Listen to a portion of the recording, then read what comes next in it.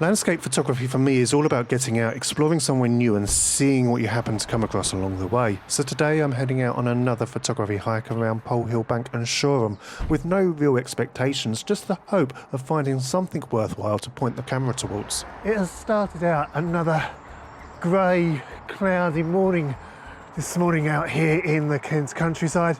I don't mind too much though. Landscape photography, it'd be a bit boring, wouldn't it, if we always got the conditions that we were after, especially if we got those clear blue skies, absolutely no texture in the sky whatsoever. I've got the motorway just to my right. I'm going to get walking. It's a nice 4-mile hike today, nothing too long. Let's get the route up and I'll share where we're heading today. So today's hike will start with us crossing over the busy M25 motorway. From there the walk follows a mixture of woodland trails, rolling grassland and open countryside as we make our way over towards the quaint village of Shoreham.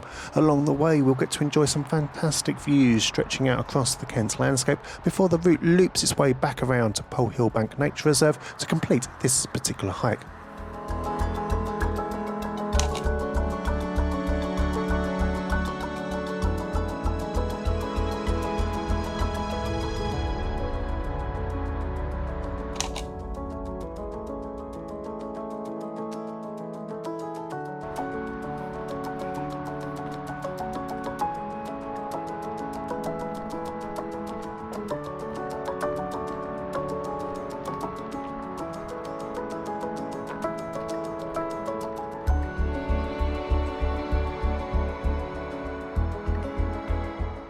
The last time I did one of these photography hikes, I did so by treading over familiar grounds, that trip out along the North Downs Way.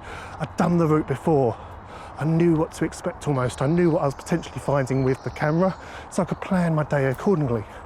This morning though, being out here in the woodland, I'm treading over unfamiliar ground. This is my first time out in this part of the English countryside, so I'm really stepping into the unknown on this occasion.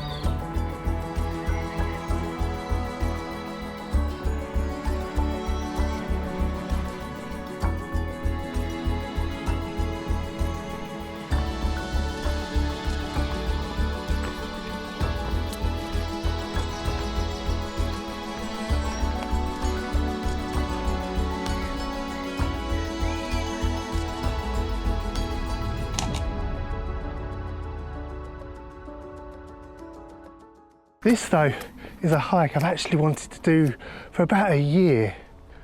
This time last year I think it was, I came out here to the village of Shoreham, which you see at the bottom of the valley, and you see the hills off in the distance. I walked off in that direction. Got some lovely views across the landscape. And this is a second hike that I know you can do from around Shoreham. I was myself, yeah, I'm gonna have to come out here and do it sometime.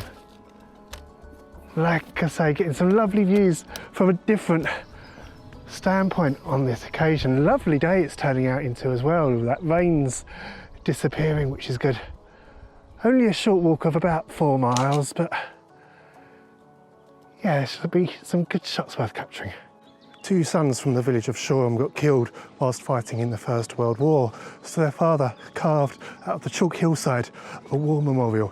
That's where I was just standing, in fact, Shoreham War Memorial. A lovely, poignant mark of respect from a father to his 2 boys who sadly never came home. I've always loved history, but that war memorial, it's beautiful because it's just a simple cross and you can see it from absolutely miles from around here. It's that sort of thing that I really enjoy coming across, learning about whenever I'm out on these little adventures.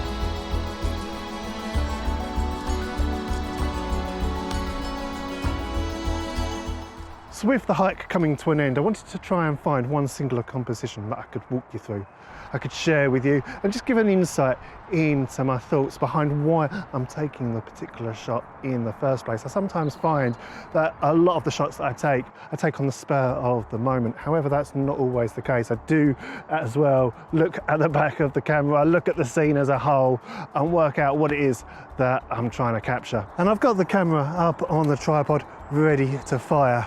And what I'm going to be aiming to shoot today is nothing in particular. It's just a classic landscape photography shot from up here on Polhill Bank, looking out over the beautiful English countryside this morning. Got a lovely amount of light and shadow with some clouds. I've got some light breaking through said cloud as well.